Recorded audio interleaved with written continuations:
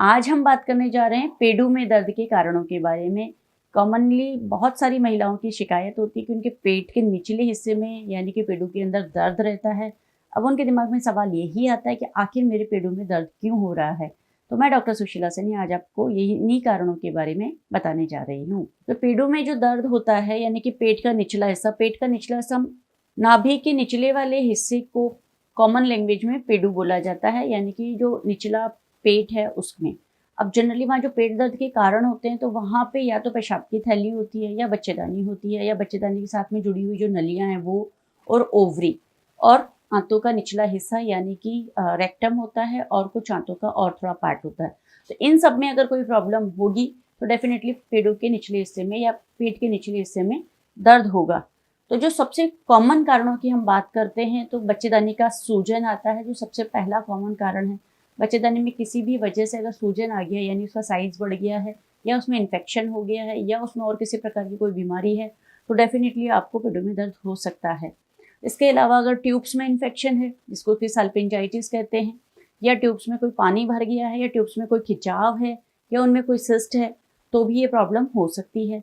तीसरा, ओवरीज यहाँ होती है तो ओवरीज के अंदर सिस्ट हो सकती है या ओवरीज के अंदर इन्फेक्शन हो सकता है या उसमें खून के चॉकलेट सिस्ट बन सकती है जिसकी वजह से ये प्रॉब्लम हो सकती है। इसके अलावा कई बार पेशाब की थैली में यानी ब्लैडर में इन्फेक्शन हो जाता है जिसको सिस्टाइटिस बोलते हैं या यूरिन इन्फेक्शन बोलते हैं। उसकी वजह से भी निचले हिस्से में काफ़ी हद तक दर्द रहता है।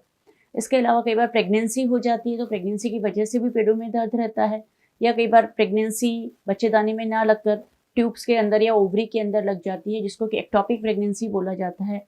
तो उसमें भी जब इसी ही ट्यूब के अंदर बच्चा बढ़ने लगता है तो खिंचाव होता है और खिंचाव के कारण दर्द होने लगता है। इसके अलावा बच्चेदानी के अंदर कोई ट्यूमर हो सकता है, गांठ हो सकती है, फाइब्रॉइड हो सकता है या एंडोमेट्रियोसिस हो सकता है जिसकी वजह से भी पेटों में दर्द हो सकता है। तो ये सारे कारण हैं जिसकी वजह से ये अपने को दर्द महसूस हो सकता है। अब जब आपको दर्द है तो कई बार आप दर्द की गोली ले लेते हैं जिससे कि आराम आ जाता है, कई बार दर्द की गोली से आराम नहीं आता है तो आप डॉक्टर के पास पहुंचते हैं और डॉक्टर जनरली सोनोग्राफी करवाते हैं जिससे कि हमें ये सारे में से कोई सा कारण आपके पेट के अंदर चल रहा है, कौन सी बीमारी आपके शरीर में चल रही है वो सोनोग्राफी से पता चल पाती है। और जैसे ही सोनोग्राफी करते हैं तो हमें ये क्लियर हो जाता है कि बच्चेदानी की सूजन है, गांठ है, एंडोमेट्रियोसिस है, ट्यूब का कोई प्रॉब्लम है, ओवरी का कोई प्रॉब्लम है, अपेंडिक्स का प्रॉब्लम है या कोई इंटेस्टाइन का प्रॉब्लम है। सारी चीज़ें आसानी से सोनोग्राफी करते ही पता चल जाती है।